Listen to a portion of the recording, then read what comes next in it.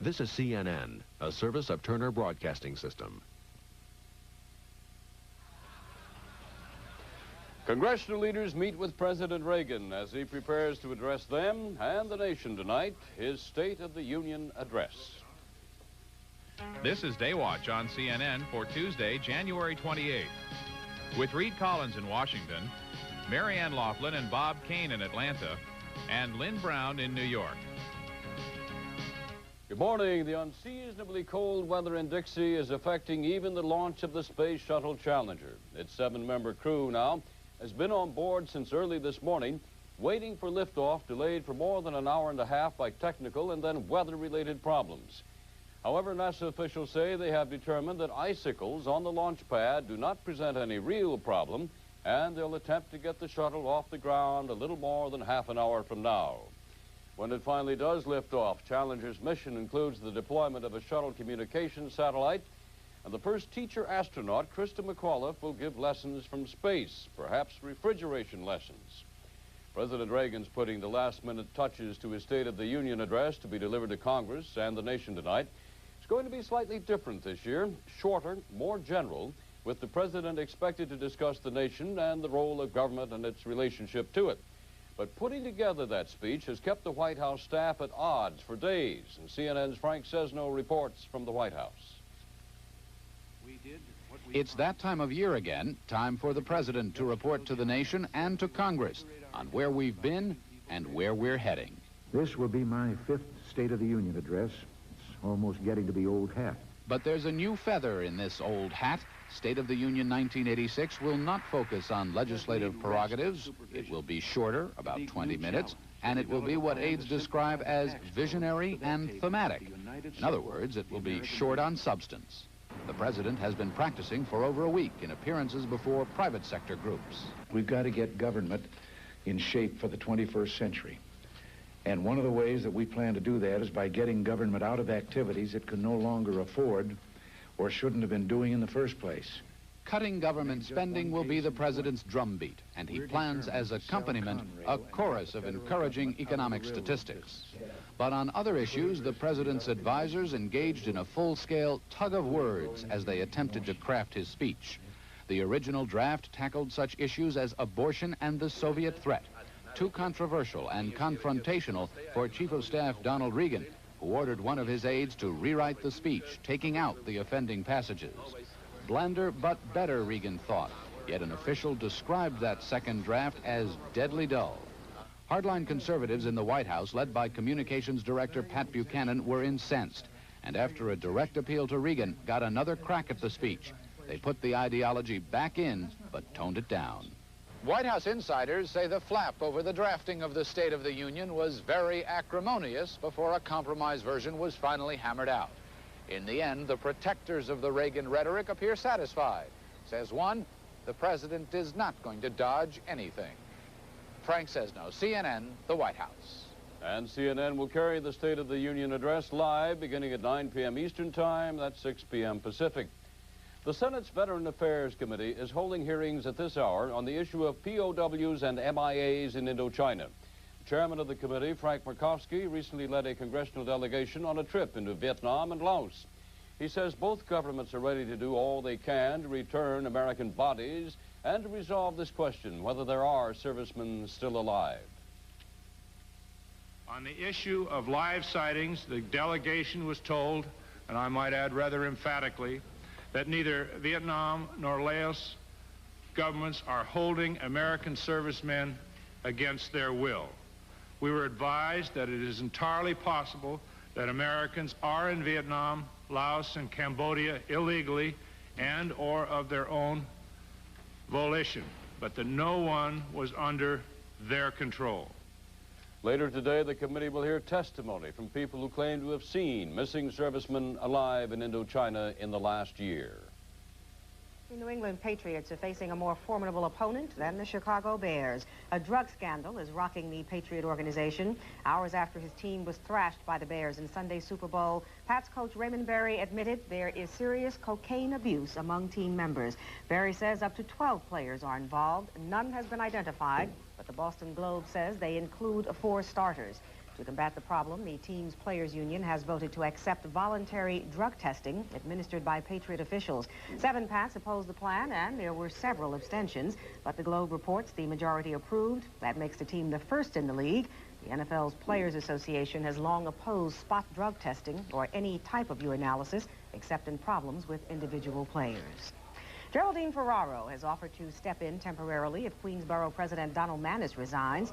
Maness is expected to leave his post after being accused of taking bribes to sell city contracts. Ferraro says she wants to provide stability for the shaken Queens Democratic Party. The former vice presidential candidate also added she would accept the job without pay if city officials vote her in. A New York City official called her candidacy premature, but says she will be considered for the job. L. Ron Hubbard, the founder of the Church of Scientology, is reported dead.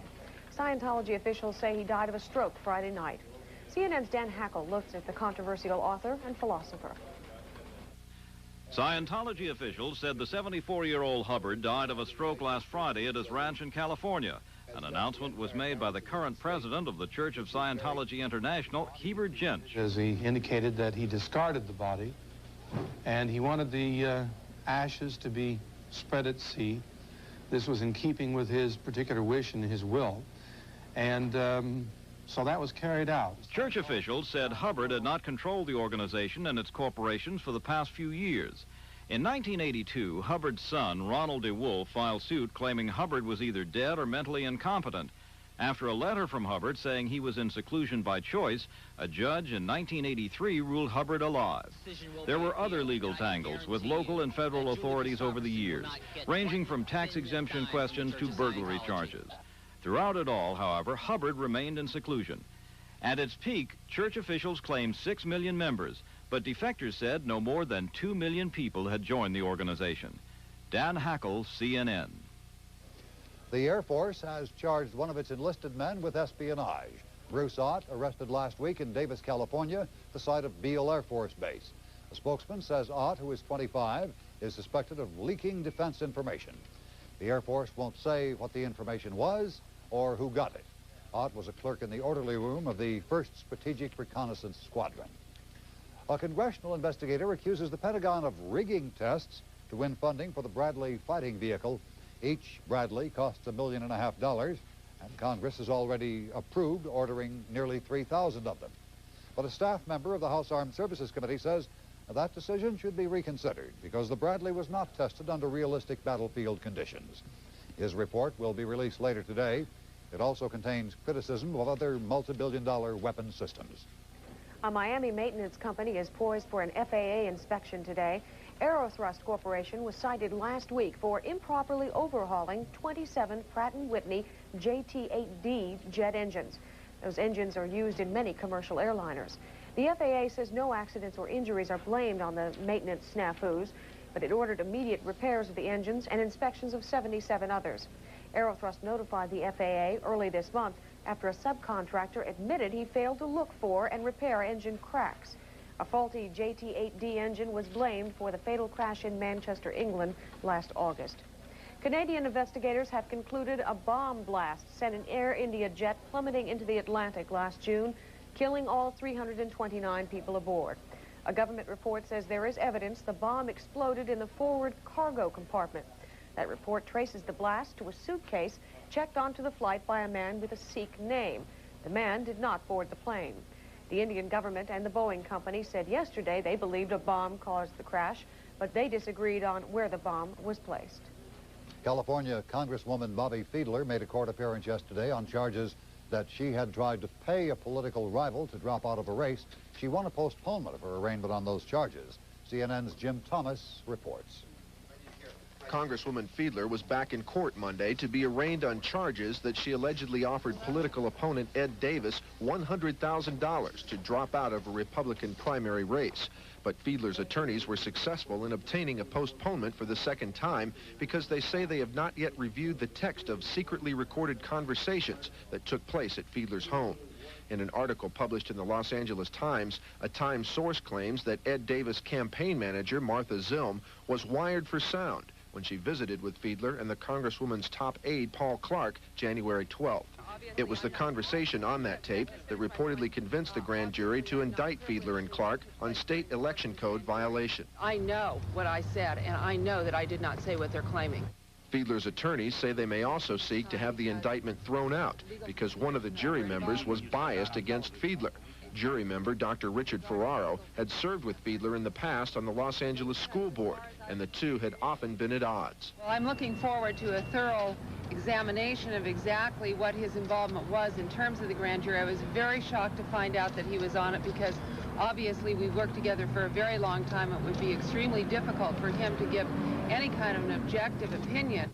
Fiedler also accused Los Angeles District Attorney Ira Reiner of using her indictment as a smokescreen to draw attention away from what she says was his bungling of the McMartin preschool child molestation case. This was a way of diverting attention from what he had done in the McMartin case and served as an extremely convenient vehicle for him. Fiedler's top aide, Paul Clark, also named in the indictment, continues to insist the situation is having a minimal effect on Fiedler's campaign for the nomination to oppose Alan Cranston for his California Senate seat. Jim Thomas, CNN, Los Angeles.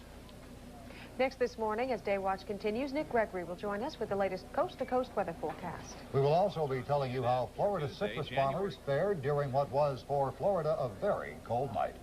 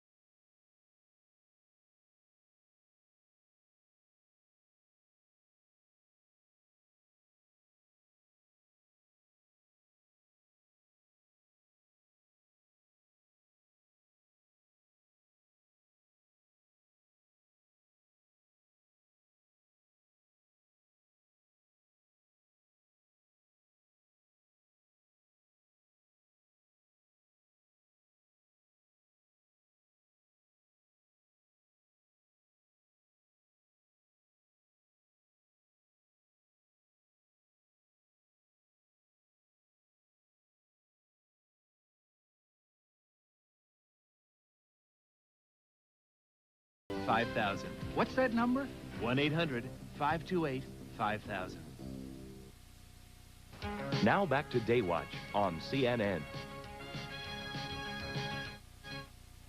Citrus growers in Florida report some damage from the unusually cold weather in the state today, but they say it's nothing like the killer freezes of 83 and 85, from which many growers still have not recovered. This year, growers harvested what they could before temperatures plunged, then they did what they could to protect the rest. Smudge pots and kerosene heaters are burning in groves to keep the trees from freezing, and some growers have flooded their groves to raise the ground temperatures. Fruit growers in California have the government's permission to test bacteria developed to protect strawberries from frost, but they haven't been able to get started on the program yet because of opposition from people. More from CNN's Greg Lefebvre. Will a frost-inhibiting bacteria invented in a test tube be the salvation of frost-plagued farmers, or will it be a runaway killer uncontrollable by man or nature? And what effects would it have on humans?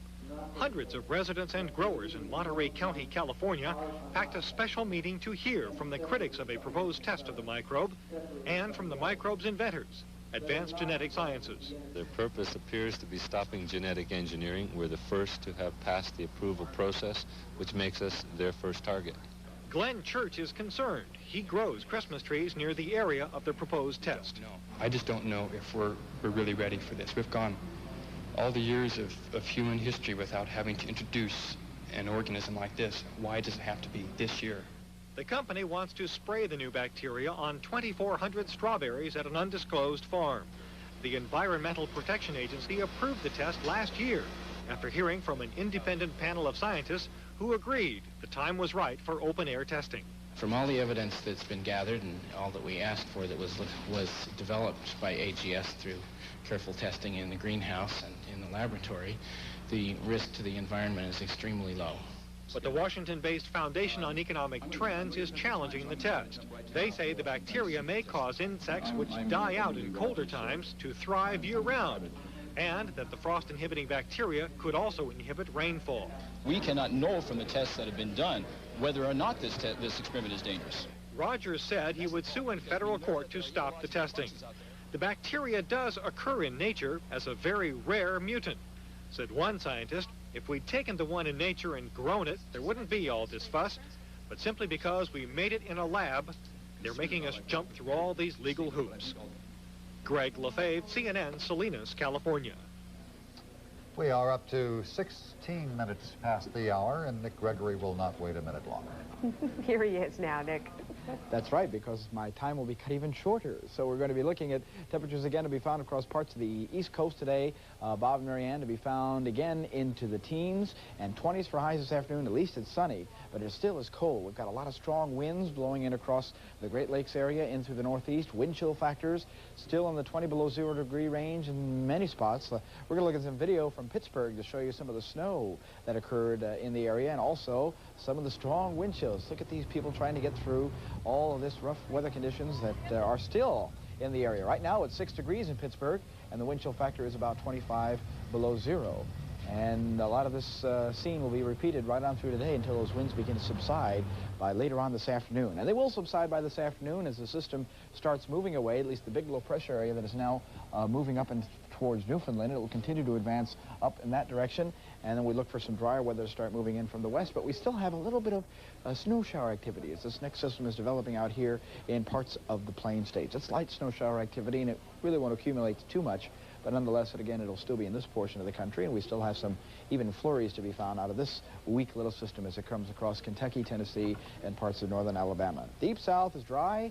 Lots of sun going all the way back in through Texas and into the southwest, but again, very cold even down in through Florida. We've been keeping you posted on the shuttle weather for the launch, which again, now they're in the T-minus 9 minute and holding pattern. Everything still looks good that they'll be able to get off within the next, I guess, probably the next half hour. So we'll be keeping you posted on it. And right now, the launch site is reporting 37 degrees with lots of sunshine, so they are up above freezing. It's dry through the southwest. Beautiful here again today in the 60s and 70s and some clouds in the northwest. So let's look at the radar summary, and you can see some of the snow up in this part of the nation with rain back to California. And then it's windy again in Wyoming. Winds have been gusting over 70 miles an hour between Casper and Laramie this morning. Snow into Minnesota, light snow, and then some coming off New England. Later today, our weather map showing us dry weather through the southeast, but still those leftover clouds in northern New England with some flurries or snow showers around, and the same kind of deal across parts of Minnesota, Wisconsin, Iowa, and Illinois. Dry through the deep south, and then again we look for some rain here to arrive across much of coastal California into Oregon with just a little bit of snow in the higher elevations. Travelers advisories in New York and Pennsylvania, and also around the New York City area and back to Kentucky and in the northern part of South Dakota and up in northern Maine due to some icy roads. Highs today, bitter cold again across the upper part of the Great Lakes in towards the northeast. Single numbers and teens there. 20s though along the mid-Atlantic coast, 30s and 40s into the southeast, but look at what's developing back in here. A little warm-up with 50s and 60s and 70s, and eventually we'll see some of that warmer weather moving back into the southeast, so the cold spell won't be around for too much longer. Thank goodness. 30s and 40s in the northern Rockies to the northwest, 60s and 70s in the southwest. Latest satellite view showing us the Hawaiian Islands in the picture, and you can see a nice day there, just a few afternoon clouds, and we'll close in on the Caribbean and show you same kind of a deal. Here's the forecast. For the folks in Hawaii, 82 today in Honolulu, 79 in Hilo, 84 today in St. Croix. St. John will be about the same. Antigua at 85 today. Sunny, clear and 5 above in Fairbanks, 28 with more clouds than sun in Anchorage, and 33 partly cloudy in Juneau. That is our latest on the weather. More in just about 30 minutes, and I hope to see you then. Lynn? A day of fun and frolic ended in tragedy yesterday for two Massachusetts boys. 13-year-old Thomas Riley and 10-year-old Joseph Camo were playing hooky beneath a boardwalk when a tidal wave swept them into the ocean. A man jumped into the water, grabbed Riley, but lost hold of Camo. I had him by the back of the coat, and I was holding him up. But when I held him up, I'd go under. So I'm trying to hold him up, and I'm trying to hold my breath as long as I can. Riley was taken to a Boston hospital where he remains in critical condition. The search continued for Camo. The 10-year-old was found dead 10 hours later. It is 20 minutes now past the hour. Small surprise, the number 4610 turned out to be popular with people playing the lottery in Illinois. That was the Super Bowl score Sunday when the Chicago Bears beat the New England Patriots. But so many Bears fans bet the number 4610, the lottery had to double its liability limitation from $5 million to 10. That means instead of cutting off all bets on that combination at the $5 million mark, which is the usual procedure, lottery officials doubled their insurance limit to $10 million, just to accommodate Bears fans. Certainly were a lot of Bears fans celebrating yesterday and Sunday, and perhaps even today. Michael Cowan's here with some football news for us. Yeah, the Bears will bask in the limelight for a while over their Super Bowl win, and some former NFL greats will be honored. The NFL Hall of Fame has 5 more. I'll be back in a minute to tell you who they are.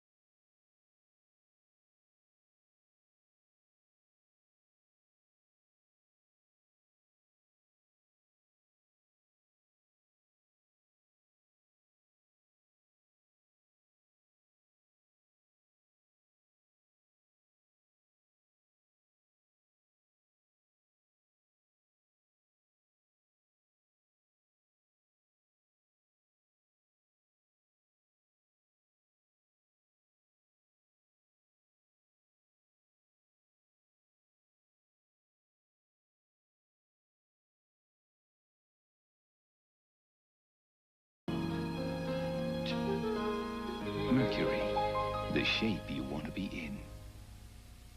She's the divine Miss M with the sassiest mouth in show business, and Bette Midler uses it to sound off in this week's People. People celebrates people, like Miss Midler, shocked by her very happy marriage. Then a People special, Jessica Lange, Mia Farrow, Cher, and 20 other Oscar hopefuls, plus Liz and Stevie Wonder, England's new sensation, Sade, Yoko Ono's lost daughter, and much more. Week after week, People celebrates people. This week, get it straight from the mouth of Bette Midler. Every weekday evening, CNN's Evening News updates you earlier than any other network. Wrap up the day every weekday evening, 10 Eastern. Evening News on CNN. These days, you don't just need to work hard to get to the top. You have to work hard to stay there. CNN's Moneyline can help. More evidence of a struggling economy. Join business editor Lou Dobbs weeknights at 11 Eastern for Moneyline.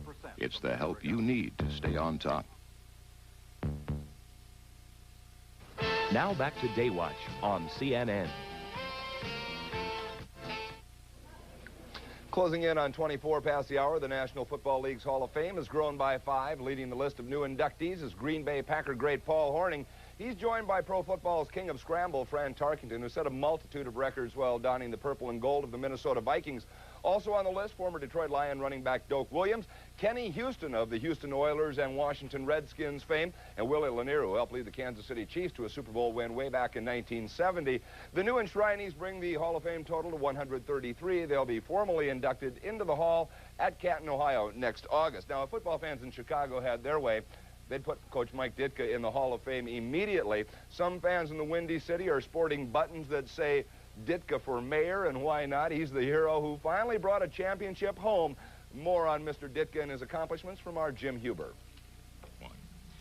It was, as it always is, the morning after, the gospel according to the winning coach.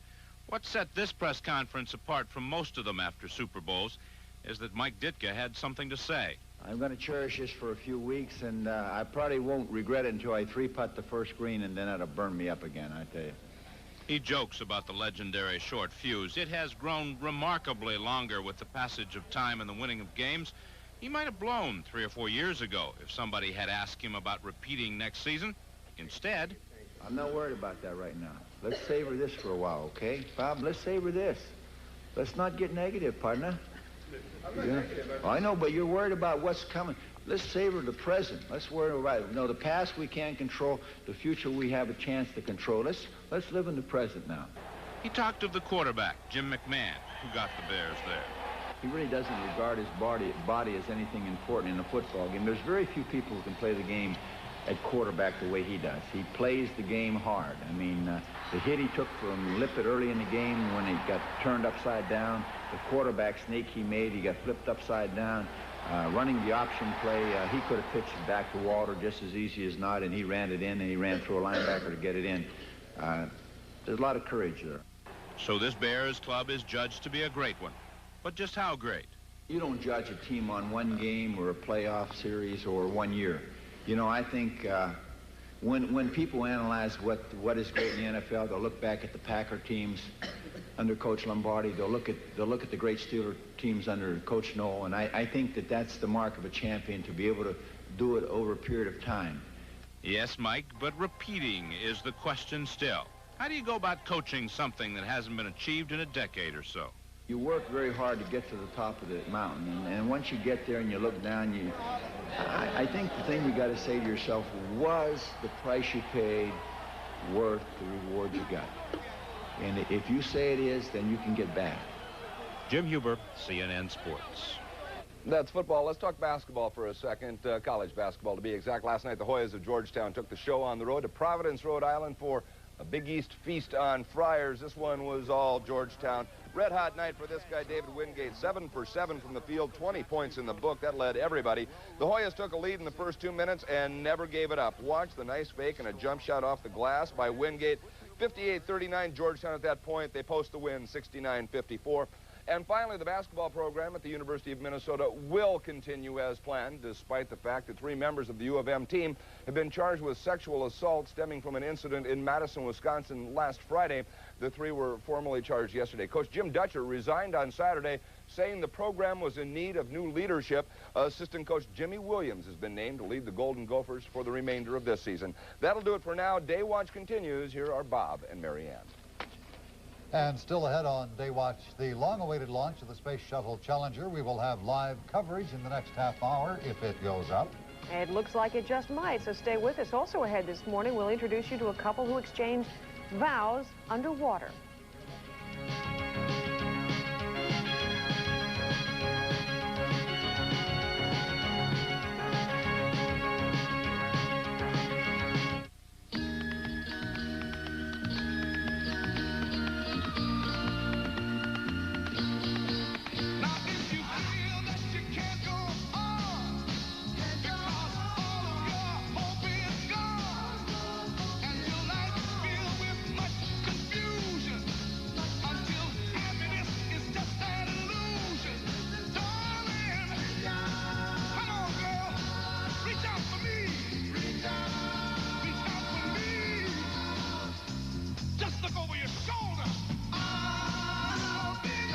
Today, you're reaching out for the best things in life.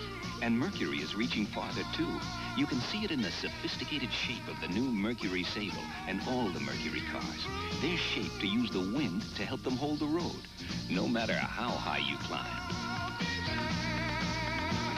Mercury, the shape you want to be in.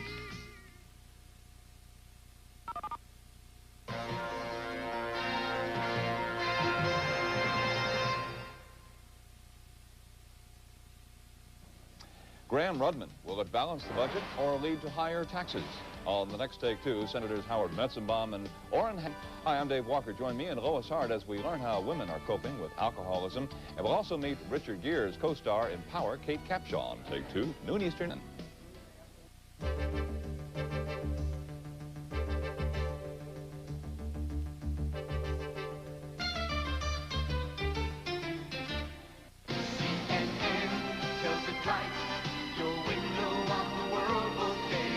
CNN's Prime News lets you experience your world in an hour.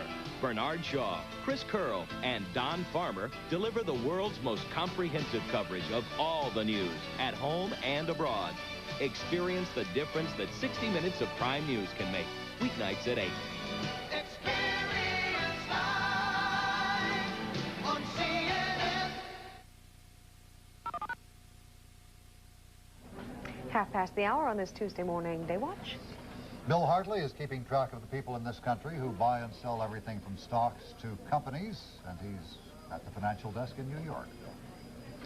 Bob, the market's having a good old-fashioned rally this morning. The Dow started up, and it has continued up all day long. Right now, it is knocking at double digits. The Dow Industrial Average up 9.4 points to just a touch over 1,547. Volume, it's going to be a strong day. 56 million shares have traded, and that's about 6 million ahead of this time yesterday. That rally is extending to the broader market. Advancers are about 2 to 1 ahead of declining issues, and that margin is widening. American Stock Exchange has turned around. It had been down. Now it's starting to go up, although not by very much right now, only 9/100ths of a share. Trading still kind of slow. Just under 3 million shares have traded, but advancing issues are ahead of decliners. Over-the-counter market has a nice gain of about 1 1/3 on its index. Volume very strong, 25 million shares, and advancing issues about double decliners on the over-the-counter market. On the New York Commodity Exchange, gold for February delivery is going down. It's now off $1.40 an ounce to just under $353 an ounce. Silver on the March contract has lost 2 cents. It stands at $6.20 an ounce. B.F. Goodrich and Uniroyal have announced, as expected, they are combining their tire businesses to form a new company. It's going to be called Uniroyal Goodrich Tire Company. The venture will be equally owned, with anticipated sales of about $2 billion a year. Analysts say the move makes some good business sense. They note that the new company will be able to spend more on research and development while saving on some overhead costs. What was billed as the largest leverage buyout ever, $6 billion worth, is not yet a done deal. Beatrice Companies today saying it's still evaluating its alternatives. This coming after Colbert Kravis Roberts reduced the amount of cash it would offer for the Chicago-based food and consumer products company. It knocked it down by $3 in cash and raised it $3 in stock. Well, Beatrice isn't saying what alternatives it is considering, only that it would take up the subject of the modified offer at its February 2nd directors meeting. We'll have another full report in just 1 hour from the CNN Business News Desk in New York. Jordan's King Hussein today rejected several conditions imposed by the Palestine Liberation Organization before it would recognize Israel's right to exist. PLO leader Yasser Arafat demanded that both the United States and Israel accept Palestinian self-determination after a Jordanian-Palestinian state is established on the West Bank and in the Gaza Strip. Now, Arafat's conditions and Hussein's rejection of those conditions has left officials scrambling to salvage the tentative Middle East peace plan worked out earlier this week. The South African Bishop Desmond Tutu's back in Johannesburg now, again calling on the government to enact reforms and do so before the end of March. Tutu's called for worldwide economic sanctions against Pretoria unless it changes its policies on apartheid. Tutu was in the United States for 3 weeks on a fundraising tour. Whether any new reforms may be forthcoming from that Pretoria regime could be seen as soon as tomorrow. That is when the president of South Africa, Peter Botha, has planned a major speech, his first one since meeting with the Reagan administration's point man on that region. And at a news conference today, in a briefing, that man, Assistant Secretary of State Chester Crocker, refused to predict what Botha may announce. I don't think that it's appropriate for us on the eve of such a statement to sort of indicate what we would hope to see. We obviously hope to see as much as possible. That would give a concrete vision for all of us as to where the reform process may be headed. That would make tangible the commitments to scrapping concrete areas of apartheid law. That would demonstrate a sense of urgency about doing all those things, and that would point towards a climate and whites to talk to each other, which at present they feel so inhibited from doing. Crocker also welcomed the visit of the UNITA leader, Jonas Savimbi. He's in Washington seeking public and private support for his Angolan rebels. What the country's space agency has learned in recent weeks, as well as the rest of us, is that this is a difficult general time of year to try and launch a space shuttle. Patience has been a key element around the NASA operation all this week. We're going to join Tom Montier now. Once again, just getting down to about 3 minutes, and they think they can do it. They are counting. The ice is cleared away, and Challenger should be going away very soon. Let's go down to the Kennedy Space Center and take a look at Challenger sitting on the pad as they continue the countdown. They started the auxiliary power units about a minute ago, and that is one of the major milestones to continuing the countdown. And counting. Gimbal checks now complete. Let's go for ET-LO2 pressurization. External tank liquid oxygen pressurization is started, and purging of the shuttle main engines is terminated. T-minus 2 minutes, 44 seconds in counting. This will be the first time that NASA has been able to launch from their second pad. This will give NASA flexibility in a year where they have 15 launches scheduled. This launch pad has not been used for a decade now. The last was in the Apollo program. During the 6 days in space, the astronauts are going to release a $100 million satellite and another one called Halley Spartan that will study the comet. But the highlight on this mission is the including in the flight of Christa McAuliffe, a 37-year-old high school social studies teacher from Concord, New Hampshire.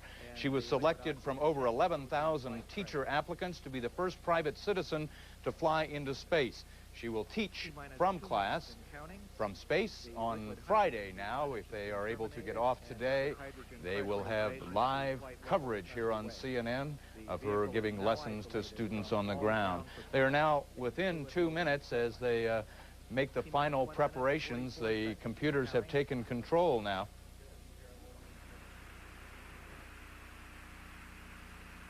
Coming up on the 92nd point in our countdown.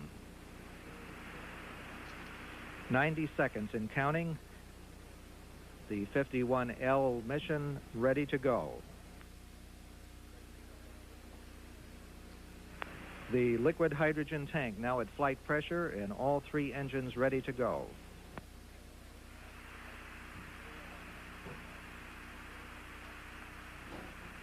Coming up on the 1 minute point in our countdown. T-minus 1 minute and counting. Sound suppression water system now armed. The hydrogen burn igniters have been armed. These igniters will be fired at T-minus 10 seconds to burn off any residual hydrogen gas. T-minus 45 seconds and counting. The solid rocket booster flight instrumentation recorders have gone into the record mode. Coming up on the 32nd point in our countdown. T-minus 30 seconds, and we've had a go for auto sequence start. The SRB hydraulic power units have started. T-minus 21 seconds, and the solid rocket booster engine gimbal now underway. T-minus 15 seconds.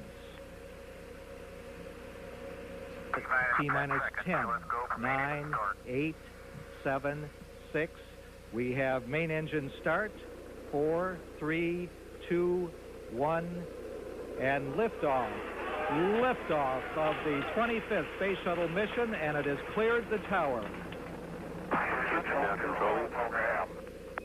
Roger, roll, Challenger. Good roll program confirmed. Challenger now heading downrange.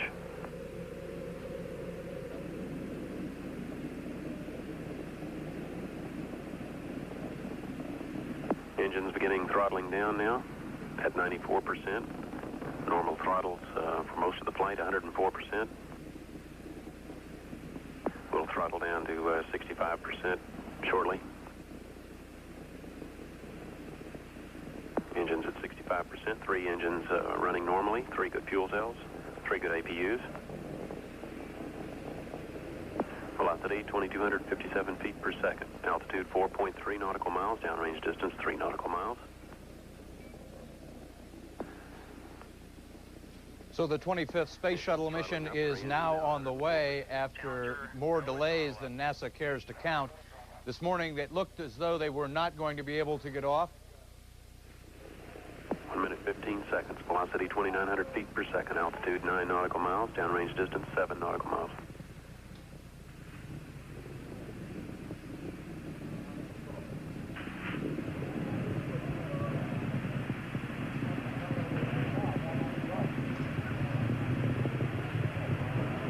Looks like a couple of the solid rocket boosters blew away from the side of the shuttle in an explosion.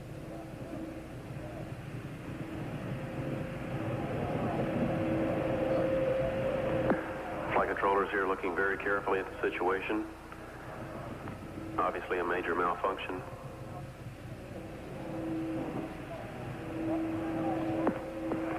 We have no downlink.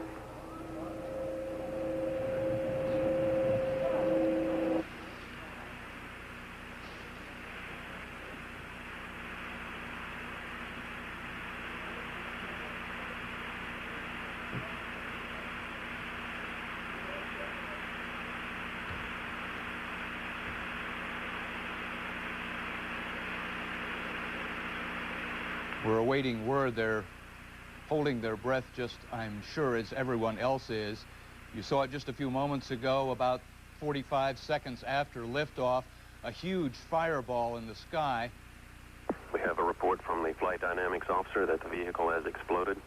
Flight director confirms that. We are looking at checking with the recovery forces to see what can be done at this point.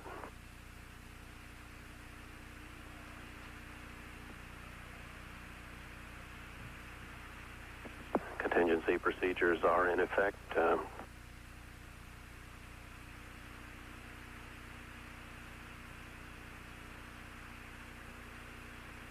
We will report more as we have information available.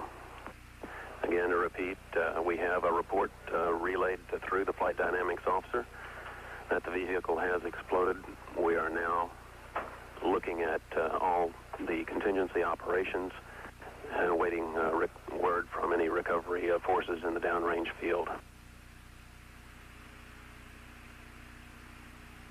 In what appears to be a major catastrophe in America's space program, Challenger, only seconds after leaving the launch pad, according to NASA, has exploded in midair.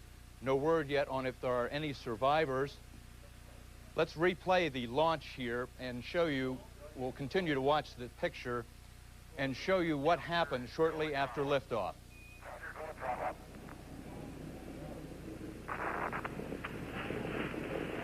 1 minute, 15 seconds. Velocity 2,900 feet per second. Altitude 9 nautical miles. Downrange distance 7 nautical miles. 9 miles. This is a live picture now. You can see what appears to be a ship off of the Kennedy Space Center. Just saw a splash in the water. Don't know if that was one of the solid rocket boosters or part of the shuttle.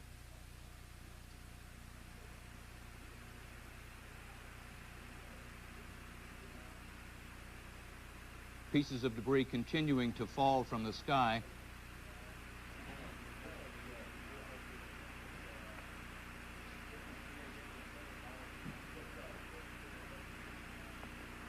This is Mission Control, Houston. We have no additional word at this time.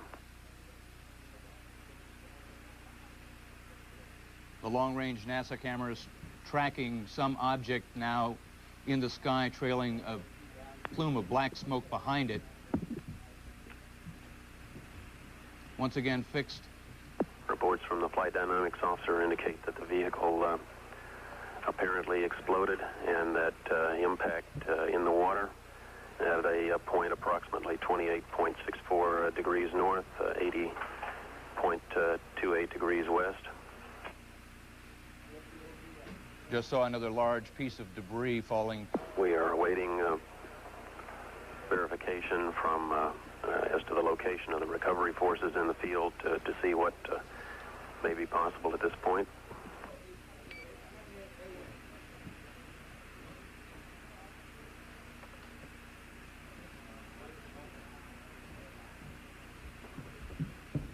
And we will keep you advised as further information becomes available. This is Mission Control.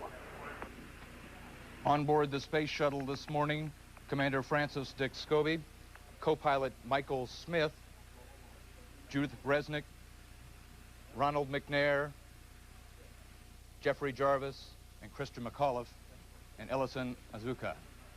Let's take another look now, just seconds into the launch. This is before the Solid rockets were lit.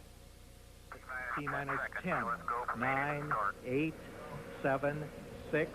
We have main engine start. 4, 3, 2, 1, and liftoff. Liftoff of the 25th Space Shuttle mission, and it has cleared the tower. Roger, roll, Challenger. Good roll program confirmed. Challenger now heading downrange. Tom, everything looks normal to this point? It's about 20 seconds. Everything looks normal to this point. It's when the long-range tracking cameras took over, and you could see an extreme close-up as the solid rocket boosters appeared to be breaking away from the shuttle and then explode. It comes up in just a few seconds here. Engines at 65%, 3 engines running normally, 3 good fuel cells, 3 good APUs. Velocity 2,257 feet per second. Altitude 4.3 nautical miles. Downrange distance 3 nautical miles. It occurred at 9 miles into the mission downrange. Engines throttling up. 3 engines now at 104%. Challenger, go at throttle up. Challenger, go at throttle up. There. You could see right before the explosion at the external tank where it attaches to the shuttle, a flame appeared to break out between the external tank and the shuttle. Tom, this has never happened before. I know you are aware that there are contingency plans for such an event. Because it's never happened before, I think possibly many people even involved are not aware of what they are. Do they have ships standing by? There are recovery ships standing by, and they do go through procedures for launch aborts.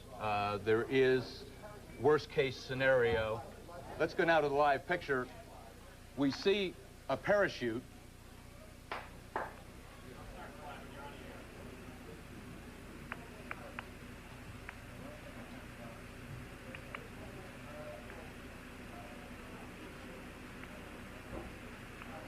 What kind of parachutes do they have, Tom? How many do they have? How much can they hold? Do you have any information? They're not wearing parachutes per se in the cockpit. There are no ejection seats. We are coordinating with recovery forces in the field. Originally in the program, they had ejection seats. Range safety equipment. Recovery vehicles intended for the recovery of the SRB in the general area. We don't know what's attached to that parachute. We can't tell from those that camera angle. Believed to be too far away. Paramedics going into that area.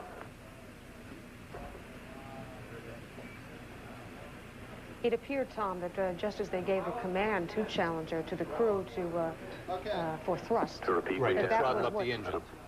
That was what triggered the explosion. Apparently normal ascent with the data coming to all positions being normal up through approximately the time of main engine throttle back up to 104%. What are you now? We're looking at a minute or so into the new launch pad, there was an 39, explosion at the Kennedy Space Center. The flight dynamics officer reported that tracking reported that the vehicle had exploded and impacted the water in an area approximately located at 28.64 degrees north, 80.28 degrees west. Recovery forces are proceeding to the area, including ships and a C-130 aircraft. Tom, did you say the craft was 9 miles downrange? Flight controllers reviewing their That was the last thing we heard, 9 miles downrange, and just preparing to throttle back up over 100%. We have CNN's John Zarrella, who is at the Kennedy Space Center, on the live line now. John, you could, I'm sure, see it from your vantage point, even 9 miles down. Describe the scene there. Tom, it was just a situation where everything looked fine, and then all of a sudden it looked like a giant fireworks display overhead. The weather and the sky being so clear, you could of course see it for miles and miles. And at first, no one was quite sure what we had seen. Everyone was just sort of standing around as if things were going normally. But of course, when I saw that fireworks, sort of a fireworks display, I said, "This is not right. It's not something that I had ever seen before." And at that point, I I began questioning what had happened, as we all did. But here now at the Kennedy Space Center, everybody's just stunned. They're in shock. It's a situation where people are just sort of standing around in just bewilderment at this point. And of course, we're not getting any information from here any more than what you are. Only just what we have just witnessed and what we've seen, this tragic incident.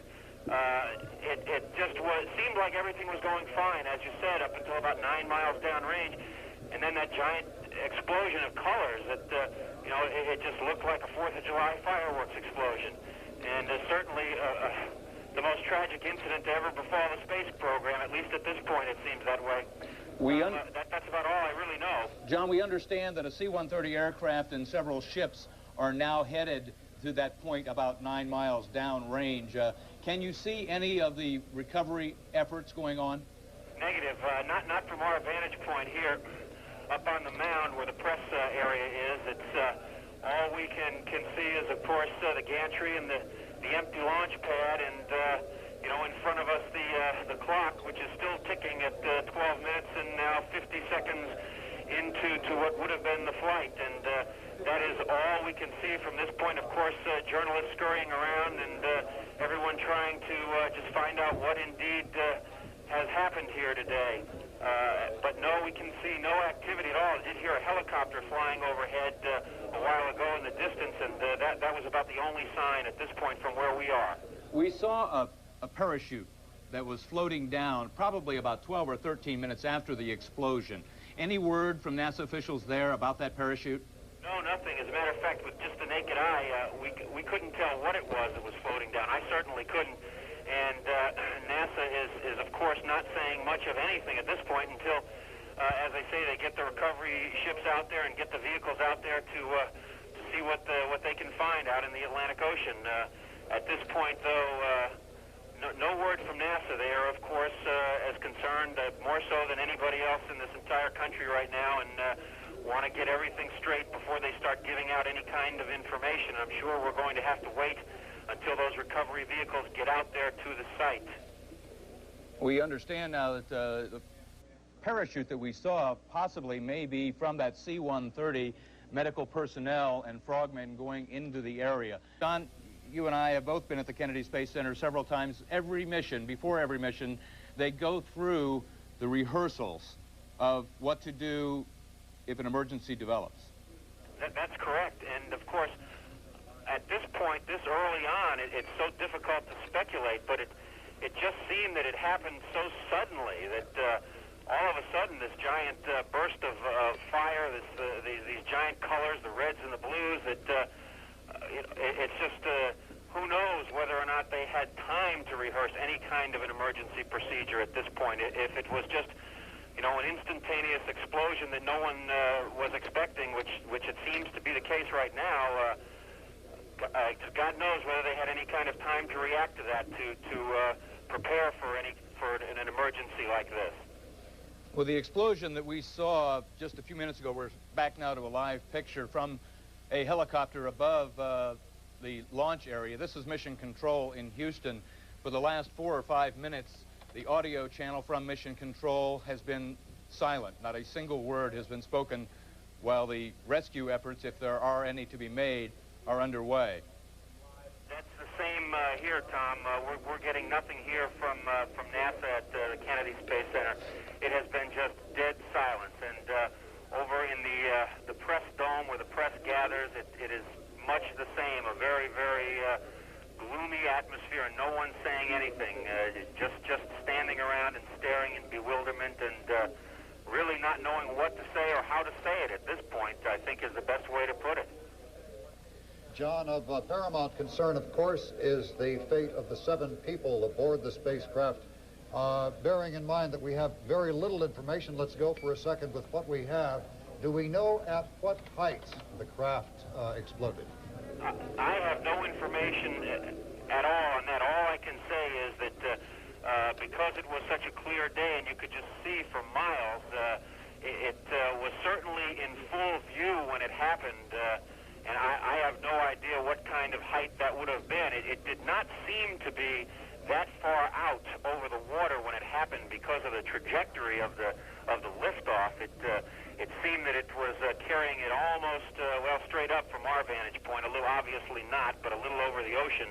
And at that point, you could still see it in full view, and then all of a sudden, what, you know, at first you might have thought were separation of boosters, but of course we know that that doesn't take place that early on in the mission. The shuttle had just made its roll and was on its way upward, and then suddenly that explosion. But again, it was in full view, so it certainly could not have been at a very, very high altitude when it happened, and certainly could not have been very, very far downrange. John, we have some information from NASA right now as to exactly where parts of the spacecraft fell. They were reporting it fell at 28.64 north latitude and 80.28 degrees west longitude, just a few miles off Cape Canaveral. That would make very, very good sense, Marianne. That's exactly what it seemed like here.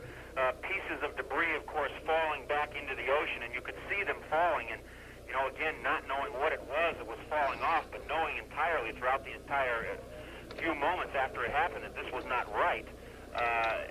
You knew that it wasn't that far downrange or that high in altitude when it happened.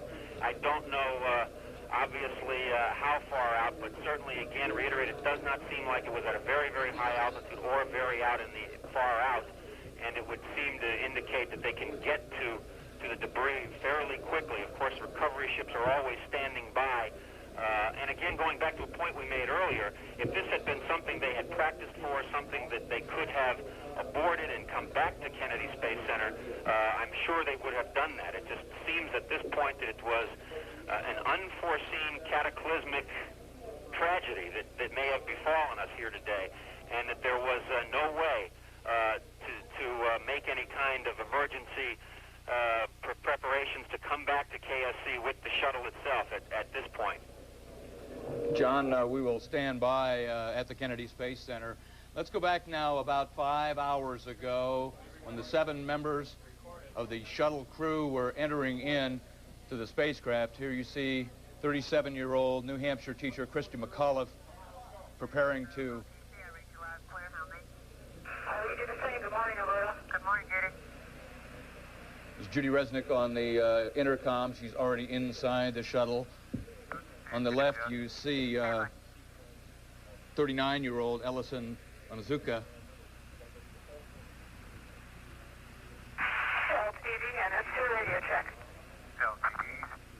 For those of you who may just be joining us, the 25th Space Shuttle mission has apparently ended in tragedy in a huge fireball in the sky.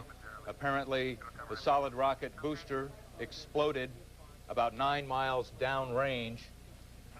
The $1.2 billion spacecraft, only one of 4 in the fleet.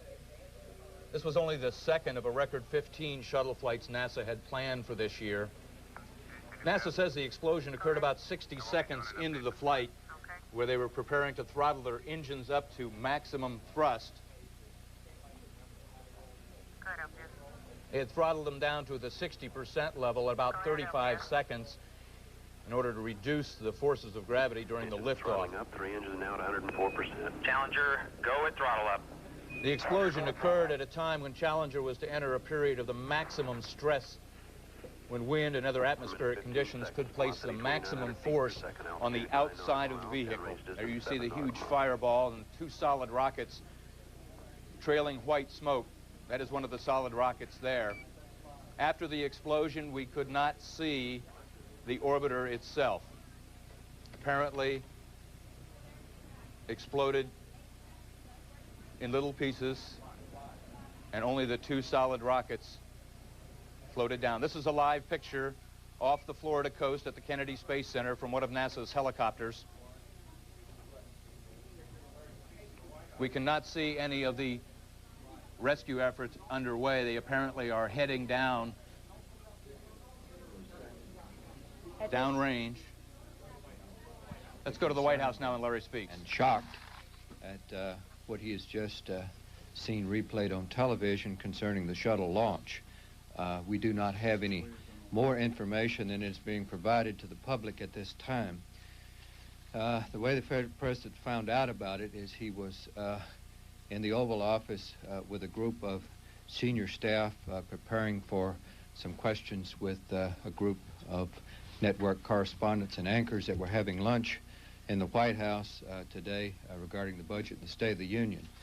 The Vice President and the Foreign Policy Advisor, John Poindexter, came in with others and informed the President that the news had just broken. We immediately adjourned our Oval Office meeting and went into an adjoining room, the President's study, where there's a television, and the President then began to review television reports of the explosion there shortly after the launch. So once again, the President is concerned, he is saddened, he is very anxious to have more information on it. At the moment, as I say, we're learning most of our information from what the public is getting. What is your best information as to the condition of the crew, Larry, at this point? We don't have any more information than what is being provided to the public on television. Hopefully later we will be able to get some, and that's the President's first priority, is to find out what information that is available. We just don't have any more. No, we have not from the Oval Office. Will this affect in any way the plans for the State of the Union tonight? I don't believe so. I'm certain that the President will feel compelled to mention this, depending on the outcome of what we learn here in a few minutes. Will it affect the shuttle program, Larry? Well, that's hard to say, you know, here in 15 or 20 minutes after an incident of this type is concerned. I'm sure it will not affect the United States' determination to consider to continue the exploration of space and all the benefits we've received from it. While this is indeed tragic, it certainly will not deter the United States in its interest in space exploration. All the problems that the shuttle has had, will any substantial reevaluation be done of the program itself? Well, once again, you're very premature in asking a question concerning the future of the space program. The United States has met adversity many times before in the space program. It is one of the most effective and successful programs of that type that any country has ever undertaken.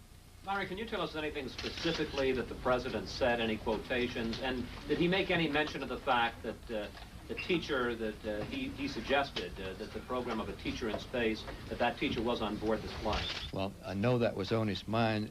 Quite frankly, the President stood there in almost stunned silence as he watched the television. You could certainly read the concern, the sorrow, the anxiety on his face as he watched, and the group watched around him. As I say, he was virtually watched in silence. Might anyone from the White House be leading some sort of investigating team, or will it just be up to NASA to investigate this? All this is very, very early, and there's just nothing we can say. Our immediate concern is the crew, and all of these other questions will just have to be deferred until much later. Was anything said about the fact that the teacher was on board this plane? Well, it was something that was on all of our minds, that we did have the first teacher in space, really the first civilian, so to speak, other than our members of Congress who have flown in space, and certainly that's on our mind. Any scientific aides who have been able to say that they could survive such an explosion? Just don't have that kind of information yet. You said that the Vice President, Admiral Poindexter, informed the President. How did the White House learn about it? I'm certain that we probably learned it from the news media, as we do many times when incidents like this occur unexpectedly. Might this influence the decision about whether other civilians will be allowed on the shuttle from now on, Larry? Once again, all of these questions, our immediate concern is for the fate of the crew, to find out exactly what has happened to those 7 people aboard. All of these other questions we'll just have to wait till later. Dale? Tell us anything about what the President's schedule, how the President's schedule is changing now? The President's schedule has not changed. He will keep on with what he had planned today and the State of the Union tonight. And once again, I think the only change in his schedule would be to simply be updated and try to seek the facts in this. Will the President be making any phone calls to the family, Larry? I just don't know. It customarily does, but we're going to wait till we find out what the facts are. Larry, he watched in silence, but were there no quotes that you could give us? Nothing. It was virtually in silence. Are you going to know what's being done now, Larry, in terms of searching for... No. All of that information we just do not have yet. Dale, you had one question and you want to go on? Okay. What are your plans? What are your plans about briefing the rest of the afternoon on this? Well, I think once we find out what the facts are and particularly what the fate of the crew is, then we'll be prepared to say so. Murray, did you detect any sign of emotion as the president watched? Was he shaking his head? Were his eyes moist? Concern, anxiety, silence.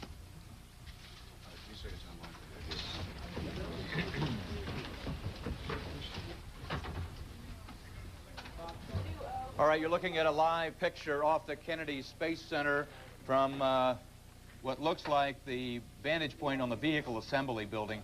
Let's go back in time now about 20 minutes as Challenger was ready for liftoff as the last few seconds ticked off the clock. We have main engine start, 4, 3, 2, 1, and liftoff. Liftoff of the 25th Space Shuttle mission, and it has cleared the tower. Now control. Roger, roll, Challenger. Good roll program confirmed. Challenger now heading down range.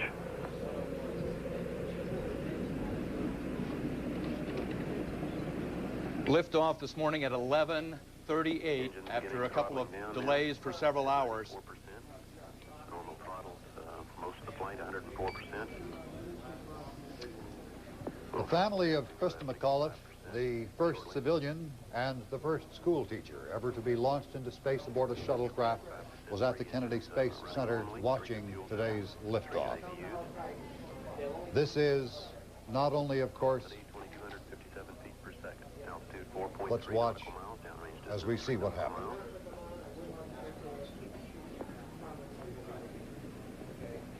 Engines throttling up, 3 engines now at 104%. Challenger, go with throttle up. Challenger, go with throttle up. Close mics. 1 minute, 15 seconds. Velocity 2,900 feet per second. Altitude 9 nautical miles. Downrange distance 7 nautical miles.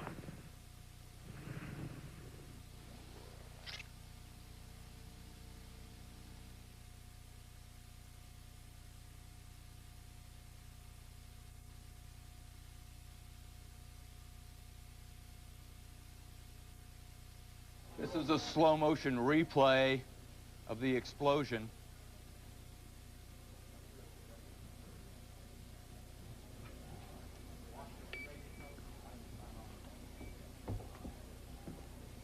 In looking at the slow motion replay, you could see flames break out. There you see one of the solid rocket boosters careening off to the right, still erupting a long tail of flame behind it.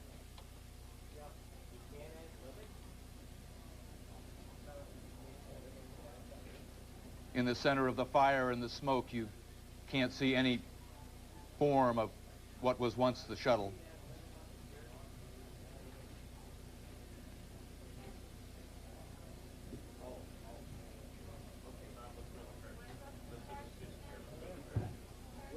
The one solid rocket booster still moving off to the right. A little later, you can see the other solid rocket go to the left. We are still not clear as yet, Tom, exactly what was parachuting down here. We're not clear, but we know that a C-130 was in the area and that medical personnel were dispatched by parachute down into the water to search for survivors. So this is possibly a rescue effort. That's right. This came about 12 or 12 and a half minutes after the explosion.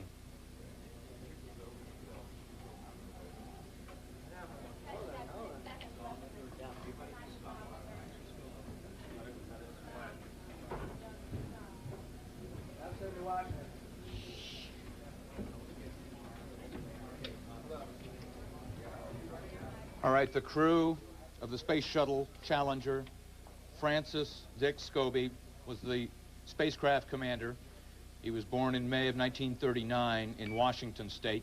He became a NASA astronaut in 1978. Michael Smith, who was the pilot of Challenger, commander in the United States Navy, he was born April 30th, 1945 in Beaufort, North Carolina. He became a NASA astronaut in 1980. Judith Resnick, on the top right, is one of 3 mission specialists that were aboard Challenger.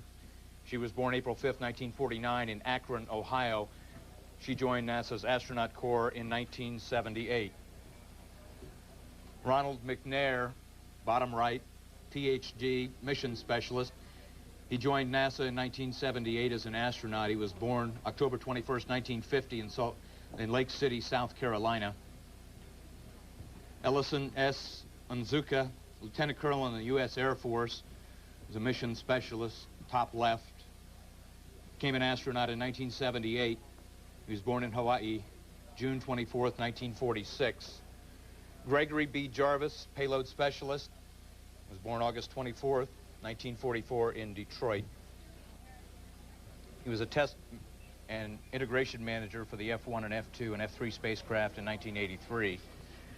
And finally, Christa McAuliffe, the teacher in space participant, on the top row on the left side of the center, born September 2nd, 1948 in Boston. She received her BA degree from Remington State College and master's degree in education from Bowie, Maryland. She's taught English and American history since 1970 until her selection from 11,000 other teachers as a NASA teacher in space. She taught economics, law, American history, and of course she developed the American woman. Okay, let's now go to Bob Kane. Bob? Tom, we've just learned from a wire report that the students at Christa McAuliffe's high school in New Hampshire were watching the liftoff along with hundreds of thousands of other Americans. They cheered wildly as they saw the shuttle take off in an apparently nominal, very good launching, and then sat in stunned silence when they saw the craft and its fuel tanks blow up. The school principal, Charles Foley, immediately ordered reporters and photographers out of the school. Students were ordered back to their classrooms, and Principal Foley said he would have more to say when he learned what had happened. Marion. We have already, Bob, of course, had reaction from the White House as White House spokesman Larry Speets described the president's reaction when he was told by the vice president about this tragedy. He was described as being saddened and anxious. There is more official word in response to this from Washington, and let's go to Reed Collins for that. Reed? Of course, Marianne, the word of the Challenger catastrophe struck Washington like a winter thunderbolt. The House of Representatives was in session at 11:38 Eastern Time this morning, but not for long. The House chaplain, very quickly upon learning of the news, offered a prayer for those off the coast of Florida. James Ford presented the wishes and the will of the House to a chilled and cold House of Representatives. And at this special moment, let us remember in silent prayer those who were involved in the spacecraft shuttle accident just a few minutes ago off Florida. Let us pray.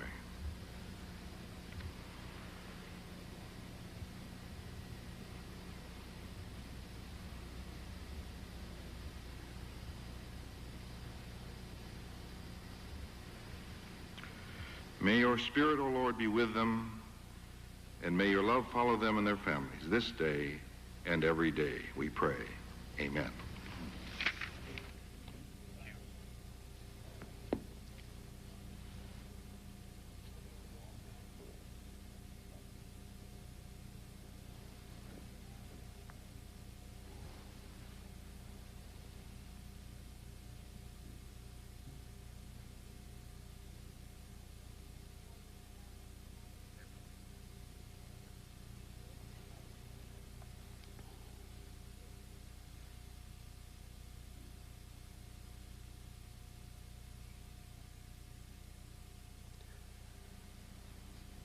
And the House of Representatives prayed for the possible survivor of the 7 of the shuttle. Then the Speaker, Tip O'Neill, adjourned the House until 2 p.m. this afternoon. And that is only a portion of the effect of the tragedy of Challenger as far as it affects the nation's capital now, Bob. Thank you, Reed. And we will pause now at CNN in our coverage for 10 seconds of silence.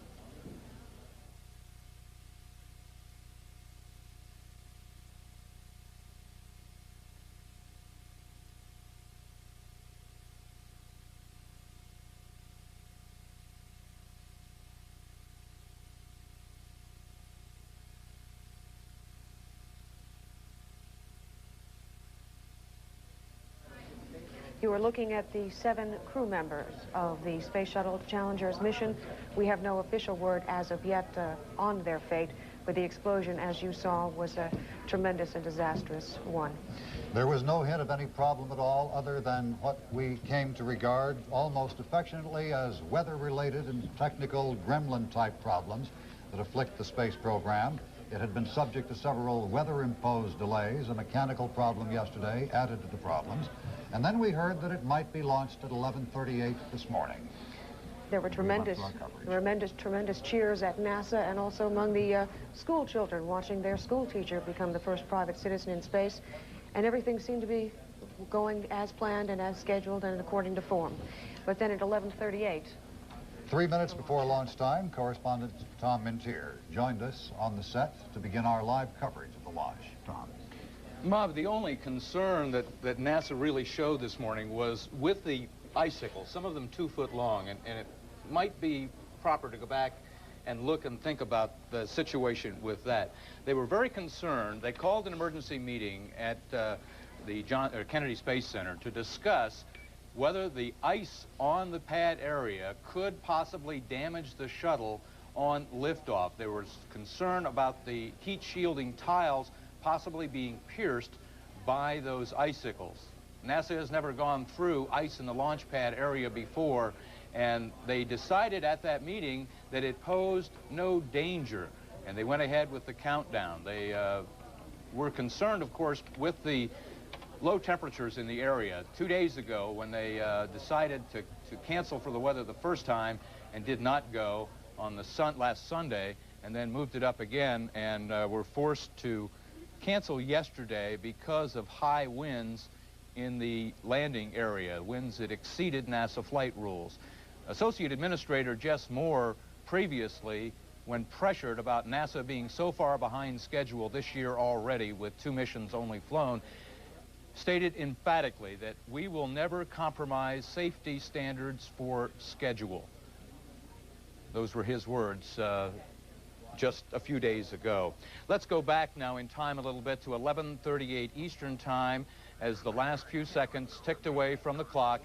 You'll see the shuttle's 3 main engines. We have main engines. They light there.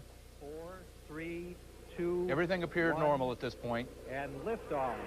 Liftoff of the 25th Space Shuttle mission, and it has cleared the tower. This was the first time that a shuttle had launched from the pad that had not been used for 10 years back in the Apollo program. The second pad would have allowed NASA to have their ambitious schedule of 15 missions this year. Engines beginning throttling down now at 94%. The roll procedure completed. For most of the flight, 104%. You see the 700-foot flames trailing the 2 white solid rocket boosters, and that brown tank is the external tank that contains the volatile fuel to fire those. Normally, 3 good fuel cells, 3 good APUs. Velocity 2,257 feet per second. Altitude 4.3 nautical miles. Downrange distance 3 nautical miles.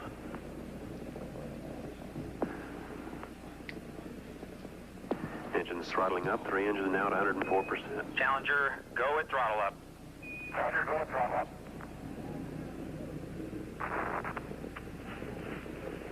One minute, 15 seconds. Velocity 2,900. Let's look at the slow motion. You see the fire right at the bottom of the external tank, just above the flames. Then fire breaks out on the other side of the external tank. Then it explodes. It appears that the center of the external tank was the start of the explosion as it blew apart and turned into a huge fireball about 9 miles downrange from the Kennedy Space Center.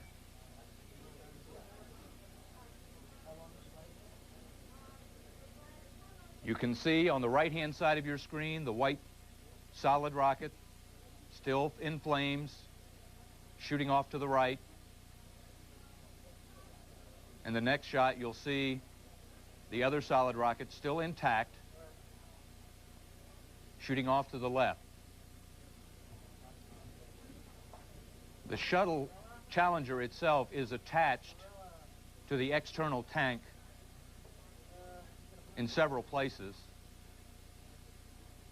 The two solid rocket boosters sit on the left and right side of that brown external tank.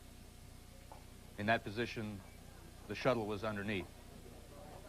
11:38 this morning, it now appears that there are no survivors from Space Shuttle Challenger, the 25th mission, and the only fatalities since 1967, when 3 astronauts were killed in a fire at the Kennedy Space Center. Marianne? First, as you said, Tom, the first in-air disaster in the manned in space program of the United States. Let's go back to Washington now and Reed Collins. Well, as we know, the president has been informed. He is saddened. He is anxious, according to Larry Speaks. We'll hear more about that. The House of Representatives has adjourned after its chaplain said a prayer for those 7, their families, and, of course, for the nation. The House of Representatives has trooped quietly out of the Capitol Hill. In front of a chilled White House, chilled the more so because of the events of this past hour, my colleague Charles Bierbauer. Charles? Reed, we know that the president was in the Oval Office at the time of the explosion, actually preparing for a briefing with some reporters on his State of the Union address tonight. Word was brought to him by National Security Advisor Admiral John Poindexter and the Vice President. He went immediately to his study, watched a rerun of the explosion on television there, and White House spokesman Larry Speaks conveyed to us just a few moments ago the president's reaction. The Union. The Vice President and the Foreign Policy Advisor John Poindexter came in with others and informed the President that the news had just broken. We immediately adjourned our Oval Office meeting and went into an adjoining room, the President's study, where there's a television, and the President then began to review television reports of the explosion there shortly after the launch.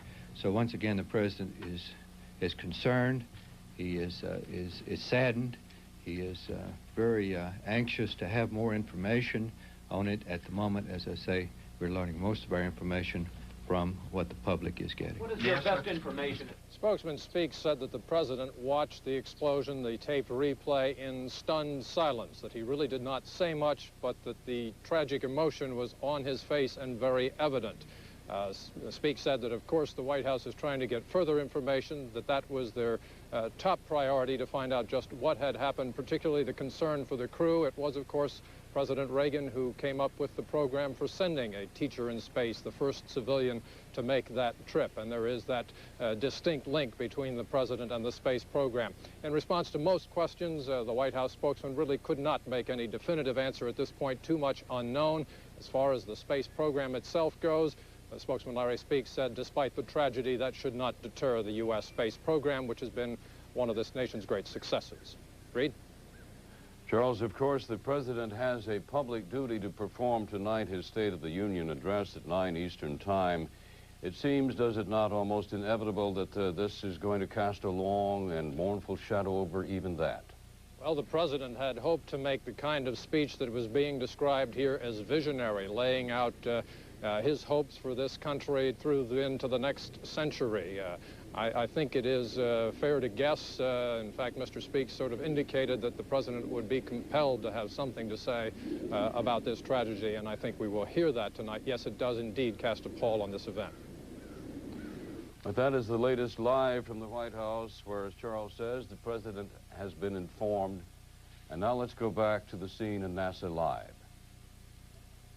Launch approximately a minute or so after tower clear. There was an apparent explosion of the orbiter. At the time, data was lost approximately a minute into the flight. That was shortly after throttle up to 104% of the 3 main engines.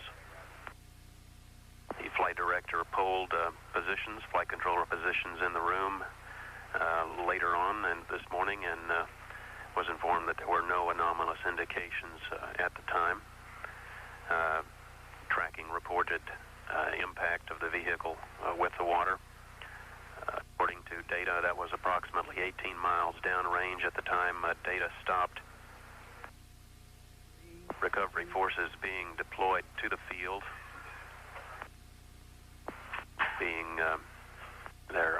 were unable shortly to enter the specific area because of continuing falling debris, and at about this time are being admitted to the impact area.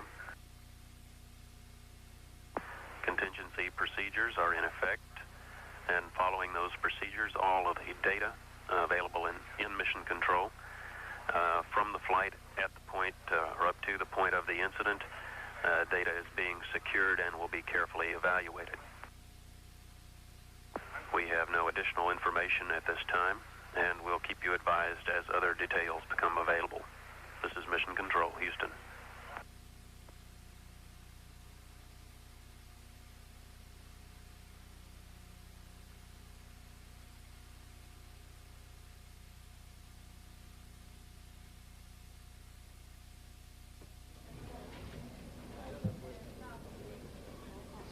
Among the Americans who saw the devastation that struck America's space program and 7 people aboard the space shuttle were the husband of 37-year-old New Hampshire school teacher Christa McAuliffe and her 9-year-old daughter.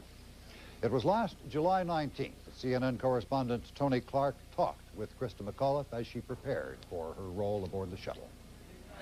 The training will start in September. Did you think that you were ever going to fail in any part of the testing? No, that wasn't really part of the evaluation process. So even if I had gotten sick on it, I'd still be all right. Were you surprised by any of the testing or anything? Did you think it was harder than...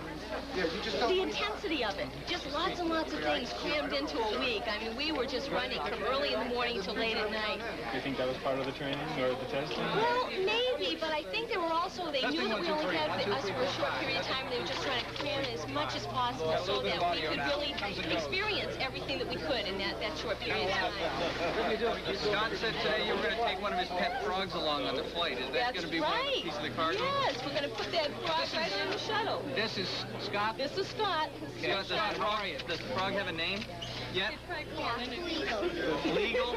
Legal, the frog is going to go into space? That's part of the deal. Did NASA know about this? I do have a personal compartment on board the shuttle. I can't take some things along with me. Not big enough for any of you, but... But actually, have you seen the inside? You must have seen the inside of one of these things. Yeah. A personal compartment. How comfortable is it? It's probably about this big and about that wide, so that you can bring some things that you like personal to bring. effects? Yeah. The t-shirts that you're going to wear, and some things for your family. What kind of t-shirts you're going to wear? Oh, I don't know. I'll have to get a good New Hampshire one. Can you tell us about the camaraderie between you and the other 9 finalists? Oh, it's just wonderful. It really is. I mean, we went through so much. All I can liken it to is having a small bunch of kisses. Kristen, finally, what's it like? Where's Betty Bob? She's resting. Oh, she's resting? Oh, who's with her? Oh. Now it's 20 seconds. It's a long 20 seconds. Is this like a countdown? Well, now it's not any minute. I don't know. Dion, Krista is here with me now. She just got off the plane a while ago, and I know that you were chosen for this mission partly because of your disposition. You've been giggling since you got here. Why, again, you've said it so many times, why is this so important to you, making this trip on the shuttle? Well, it's important for a lot of reasons, but I think the most important thing is to humanize the space age to a point where everybody feels a part of it, and the students really connect with that. They're the wave of the future. They're the ones who are going to have to deal with the space stations and beyond, and I really hope and feel that it's part of the teaching profession to bring those new career opportunities. I know, it's wonderful. Okay, all right, so how's it feel to be back in New Hampshire? It feels great to be home. I am really delighted because I kept hearing about all of these wonderful things that people were doing while I was down in Washington, while I was down in Houston, and I couldn't share with that. And Steve would tell me on the phone, and he'd say, you got some letters, or, people called, and I couldn't share with that, so I'm really glad I'm home. How long are you going to be home for? Well, hopefully I'll be home on and off for about a month, so I'll be able to spend some time in New Hampshire. I've got to ask you, when did you find out? Did you find out just before the announcement, or? Yeah, we did. We asked as a group, we requested that we find out prior to going into the room. It was a small room. There were a lot of press there. We've invested an awful lot of emotion in these last 2 weeks, and we really felt that we needed to find out and compose ourselves before walking into the room. So we did know before we walked in. What were your feelings when you found out? Well, it was rather funny when we were talking about what was happening at home, and I was saying something to the effect that, well, when I'm not home, and I said my husband really relies on cornflakes and milk because that's kind of his staple. And Ann Bradley turned around and kind of, without missing a beat, she turned around and she said to me while the whole group was together, she said, I think you better buy some more cornflakes and milk.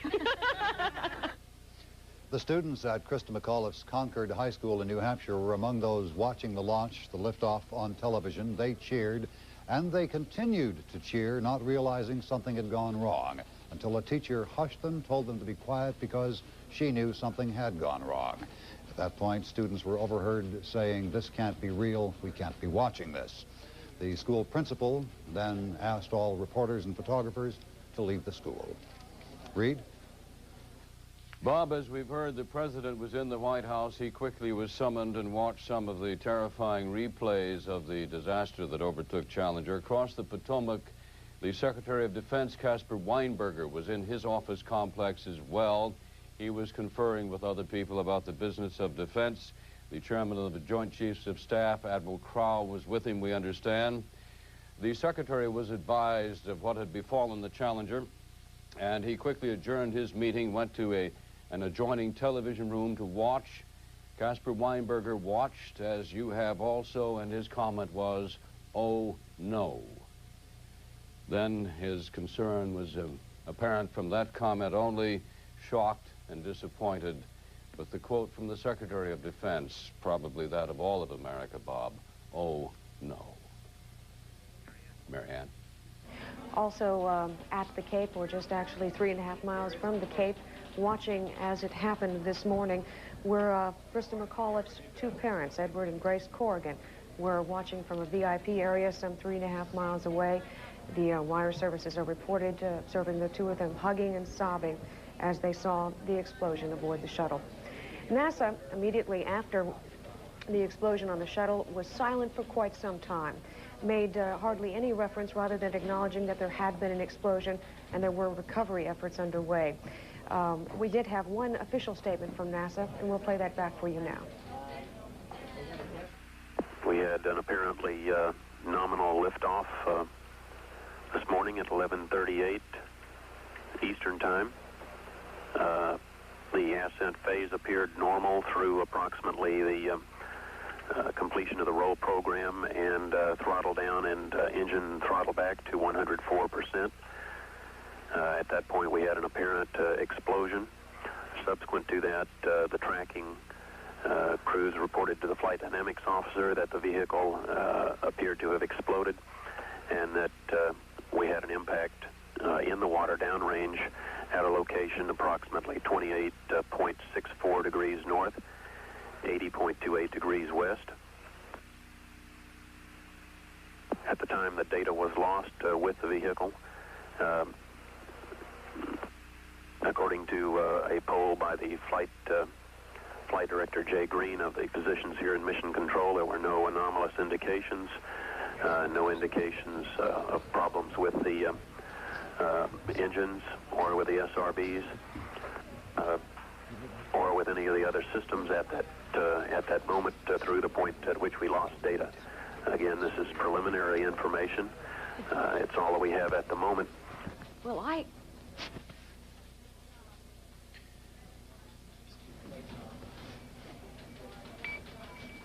It was about 1 minute into flight when the explosion took place, but for 55 minutes, downrange about 9 miles from the Kennedy Space Center, the debris continued to fall. That prevented, according to NASA, some of the emergency operations from moving into the area for that amount of time. But most of the pieces that we could at least see through our picture falling through after the explosion. Here's a replay in slow motion. You can see the fire develop on both sides of the external tank, and in about a half a second, you'll see it break apart right there. And it turns into a fireball. Then, one of the solid rocket boosters, can't tell whether it's the right one or the left one, careens off to the right-hand side. Still intact. The solid rocket booster was intact. Huge fireball where the shuttle sits next to the external tank. There's the solid rocket that's going off to the right. And in just a second, you'll see the other solid rocket also still intact, going to the left. The silence of NASA came when you were looking at the same pictures that we're looking at now. With all of the fire and the smoke, you couldn't really see through it to see if the shuttle was still there. The first indication that it wasn't was when they said they lost all communications, all downlink video with the shuttle. These are the spectators that were watching.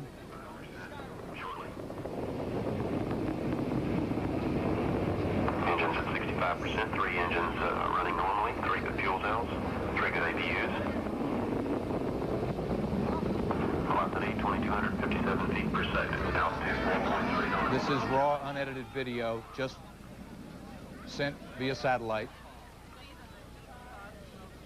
Engines throttling up, 3 engines now at 104%. Challenger, go and throttle up.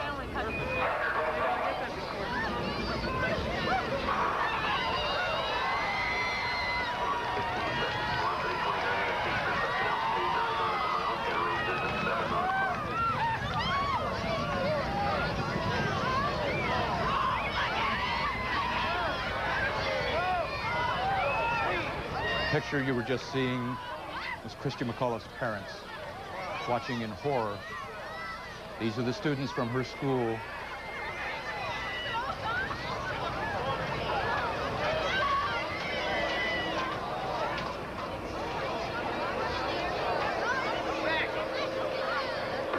Flight here looking very carefully at the situation.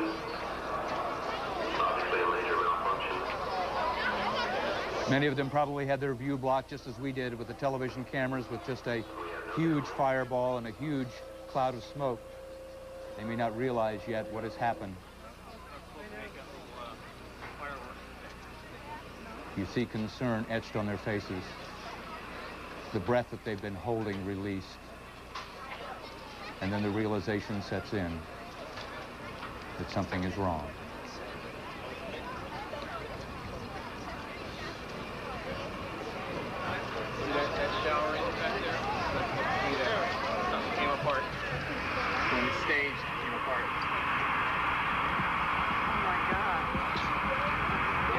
At that point, all that remained was... Flight dynamics officer that the vehicle has exploded. Flight director confirms that. We are looking at checking with the recovery forces to see what can be done at this point.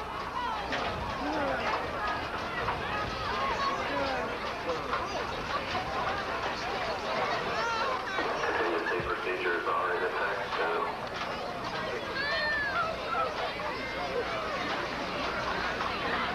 Gave me the wrong stuff. Edward and Grace Corrigan. They were about 3.5 miles away from the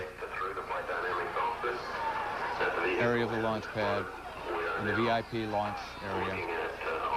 The contingency operations and waiting word from any recovery forces in the downrange field.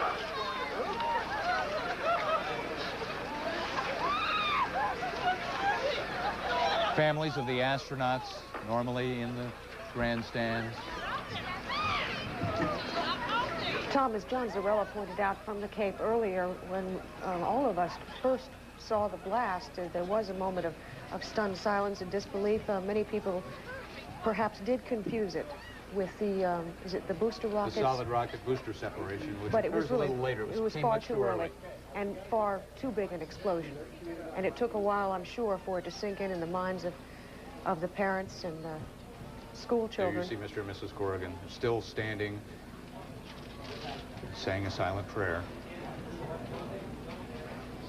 Those are Christa McAuliffe's parents. It's Edward and Grace Corrigan.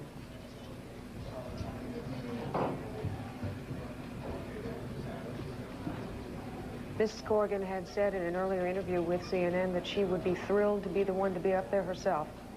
That she once took flying lessons just because she liked the adventure of it. They'd always encouraged their daughter to be adventurous and to go for it, in her words.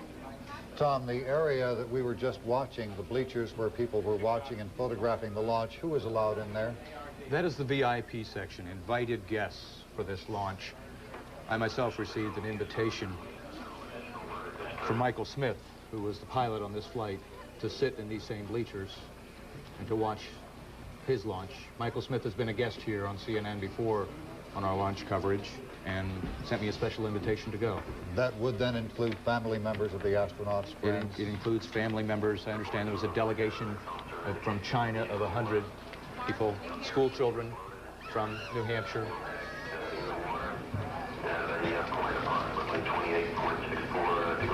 Challenger's pilot, as Tom just said, was Mike Smith, 40 years old. He was a commander in the U.S. Navy. He's from Beaufort, North Carolina, a graduate of the U.S. Naval Academy.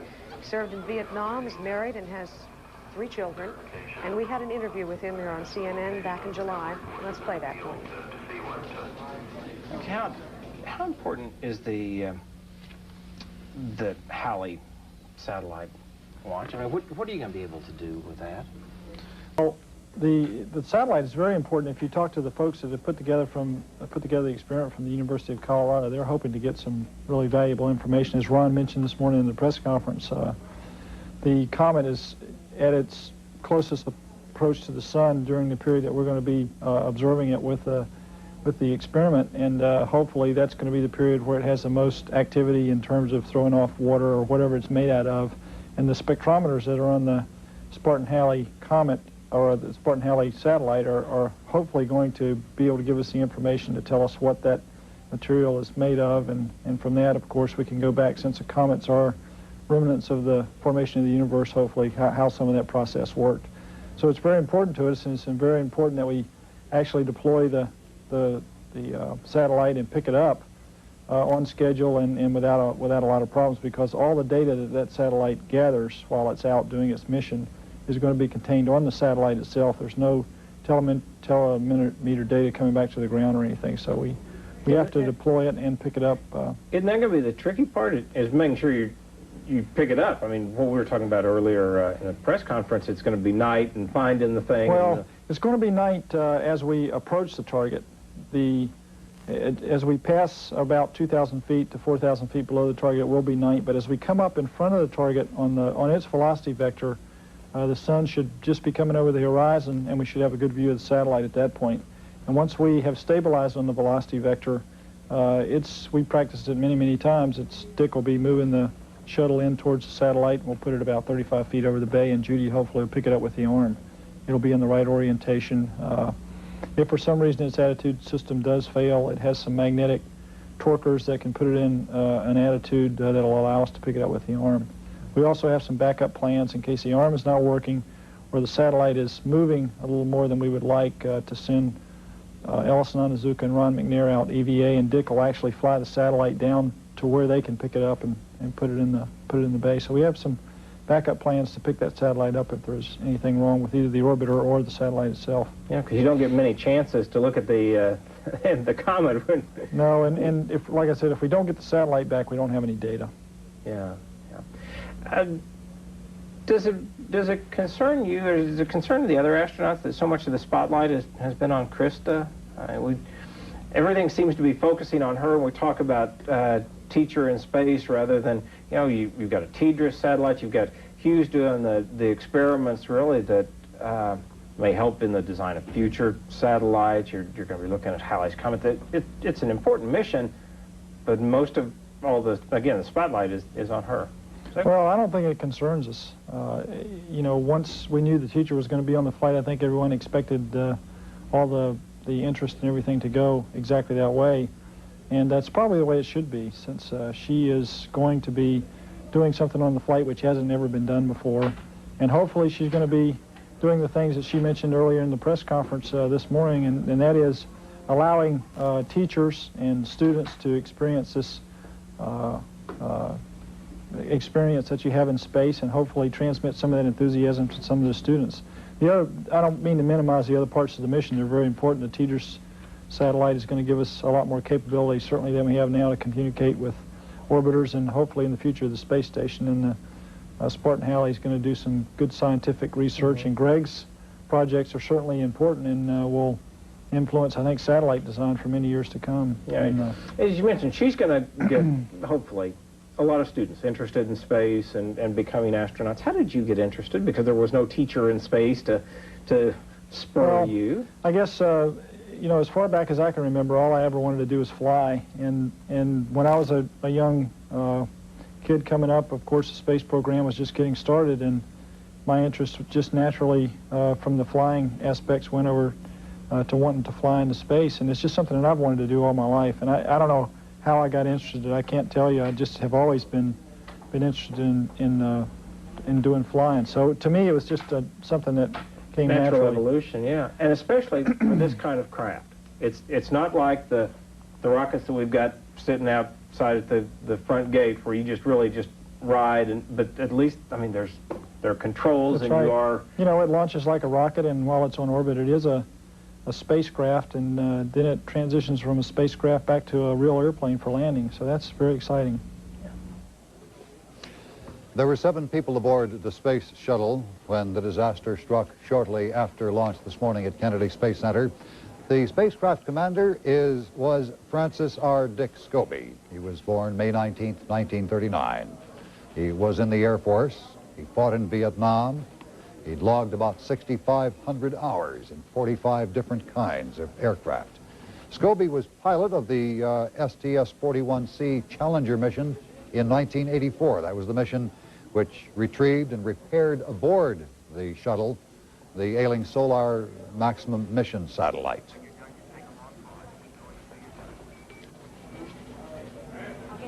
There were 2 women on board this flight of the Space Shuttle Challenger. One of them was astronaut Judy Resnick. She's 36 years old, a classical pianist who earned a doctorate in electrical engineering from the University of Maryland. After college, Resnick was a research scientist for RCA, and then at the National Institutes of Health, and later for Xerox. She was selected as an astronaut back in 1978, born and raised in Akron, Ohio, and has a bachelor's degree from Carnegie Mellon University. Resnick trained on the shuttle's robot arm during her first flight. That was in 1984. She used the arm to delicately break away a chunk of ice that had built up on the Space Shuttle Discovery. Resnick was single, 36 years old.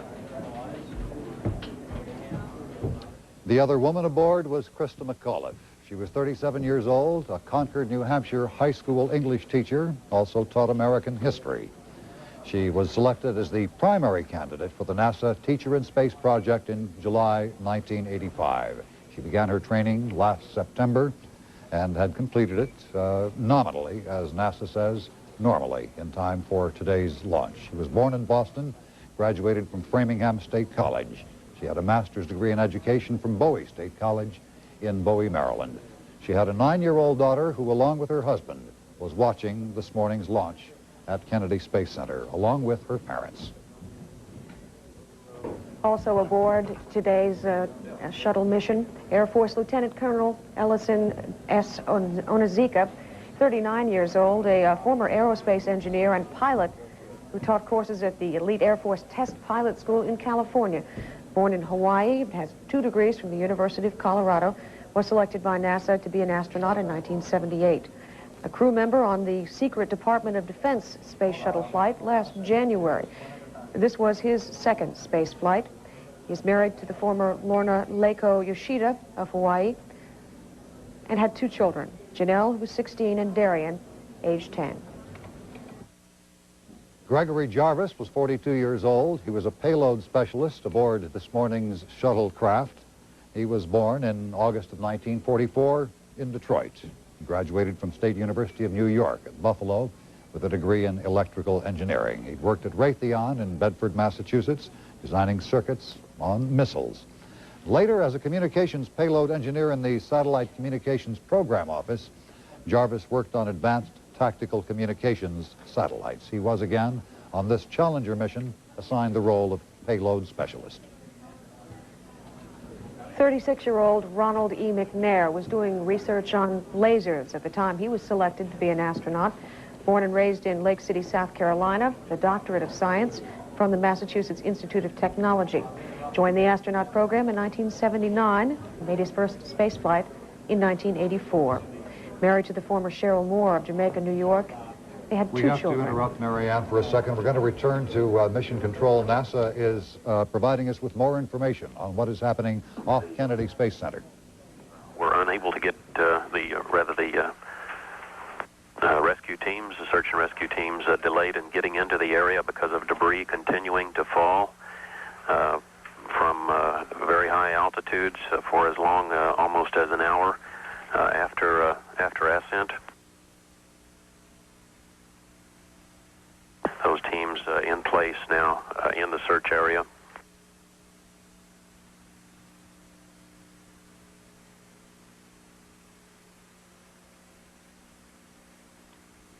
We will provide additional information as it becomes available to us. This is Mission Control, Houston.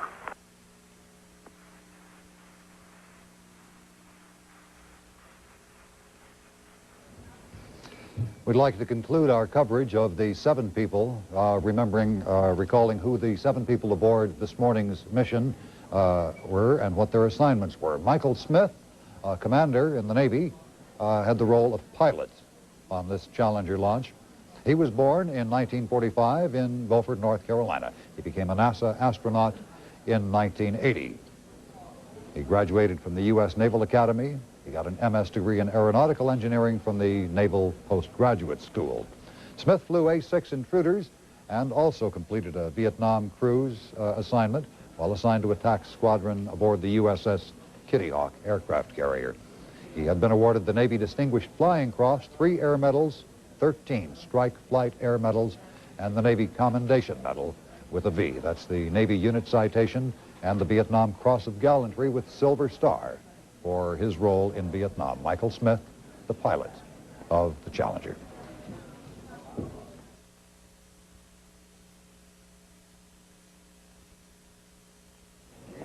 The 7 crew members of this ill-fated Challenger mission. Christa McAuliffe, of course, was picked to be the first teacher in space some 6 months ago after a nationwide search. It was President Reagan's idea to put a private citizen in the shuttle program. Her husband, Stephen McAuliffe, talked to reporters shortly after the announcement that his wife was picked to be a primary candidate for the NASA Teacher in Space program. I found out, honestly, nobody here believes this, but it's true. I found out on the radio, like everyone else. Which station? Oh, which station? GIR. Chris, did he call you this morning at all? No, I think she's paying me back for all the wise comments I've made in the last month or so. Can you objectively say whether you had a feeling after, I think maybe premonitions might have been high, especially following the fact that she was the first one that NASA interviewed on Monday. Do you think there were any sneaking suspicious that sort of leaned her way? No, not at all. I think everybody who knows her, honestly thought that, there may have been candidates who were certainly her equal, but that there was nobody that would be superior to her. And we all felt that way, so we all felt that she had a really, really good chance. But obviously you can't say you knew she was going to win or you knew she was going to be selected. And I wouldn't have been surprised if somebody else was selected because they were all so good.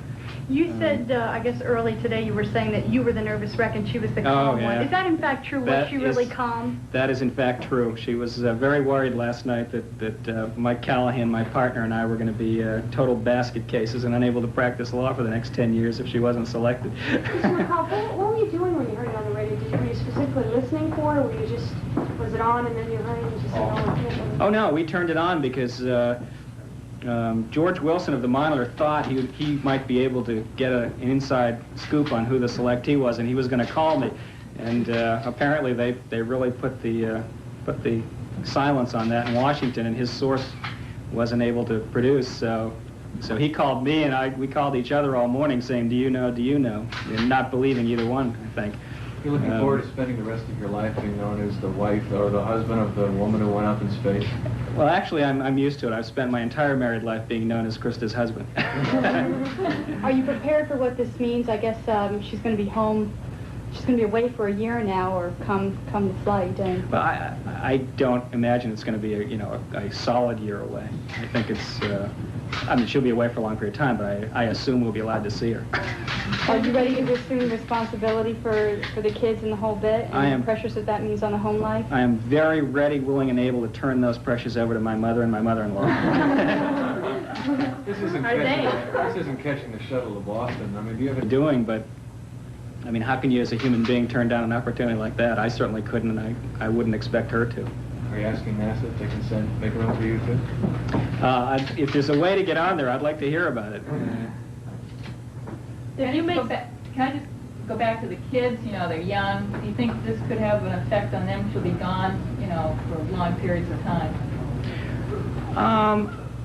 I don't think so. I mean, you know, Scott's 8 and Caroline's 5, and Christa's always worked, and she's always made very strong efforts to, you know, schedule time that solely belonged to them, and I don't see any reason why she wouldn't continue to do that. I mean, sure, there'll be 60 or 30-day periods where she won't be around, but you know, if the last month or two is any indication, they can handle that fairly well. Especially when they see her on television every other night, they kind of enjoy that. Have you talked to them yet? I talked to Scott. Caroline's distracted at the swimming pool up at Concord Country Club, and Scott's at home fielding phone calls. Are you aware of how excited the city as a whole is about this? I was just out on the street. You know, that's a great point, because that's one of the wonderful things I think about living in Concord, is that for the last, really since she applied, I think everybody has been so excited and has identified with her so well, and you know, people in the street that you know, or say we're rooting for, and you can see the anxiety in everybody's face, you know, people that she works with and people that I work with, and just people that you see occasionally around town. We're really super, and I'm really happy for that. In fact, she was afraid last night when I was telling her the pressure of the city and the state are on her. And she said she didn't think she'd want to come back if she didn't get picked, that everybody would be downhearted. And I cleverly told her that was true, so she should keep that pressure in mind and do well. Do you have specific plans in mind that you two talked about if she won? You know, how you were going to work out some of the specifics of house care and... Only one specific plan, and that is my VMI ring gets to go on the flight. VMI? What does that stand for? What does that stand for? That's the best military school in the United States, Virginia Military Institute. Do you have anything as the husband of the first woman who's... I'm laughing because one of my colleagues here went to West Point. He disputes that rather hotly. Do you have... But he isn't being interviewed. So. If it was you going instead, or during the talks that you've had with your wife, has there been any, you know, point of view that you've had, any type of thing you want her to tell people, or any special interest you have in the space program or what she's doing? I don't understand the question. Has there been a specific thing about it that's really excited you? Oh, sure. I mean, the idea of floating above the Earth free of gravity, my God, that's to me, that's unbelievable. That, of course, was an interview earlier with the husband of Christa McAuliffe, who was one of the 7 crew aboard the Space Shuttle Challenger that exploded at 11:38 this morning, shortly after liftoff from the Kennedy Space Center. It is considered extremely doubtful that the accident was survivable. It is feared that America has lost all 7 of its astronauts, 2 women, a black man, and the other white males who were aboard this mission's flight. It was 19 years ago yesterday that America suffered its worst fatality. It has had until today no fatalities in actual space flight, but that was the fire aboard the Apollo Saturn 201, which was the 27th of January 1967, which Gus Grissom, Ed White, and Roger Chaffee lost their lives. That wasn't a flight, that was just a test interiorly of the Apollo spacecraft itself. Those men were killed by fire and fumes without ever having left the pad. As we saw this morning, Challenger did make it a minute 15 seconds into its flight and was some 10.5 miles altitude by the time the explosion overtook it. The Soviets have had differing luck with their space flights. They have lost 3 men on re-entry once when they had a defection in the re-entry vehicle itself, a pressure problem, really probably human error. They failed to close a valve properly. They also lost a man whose returning spacecraft, Komarov, who got tangled in his parachutes coming down. Those are the fatalities the Soviets have mentioned. They've had other close calls, as have we. Nothing, however, like 7 people aboard one craft, because nothing except the space shuttle is capable of carrying 7 people aboard one spacecraft. As we know, as aircraft got bigger, the potential for disaster among them got greater as well.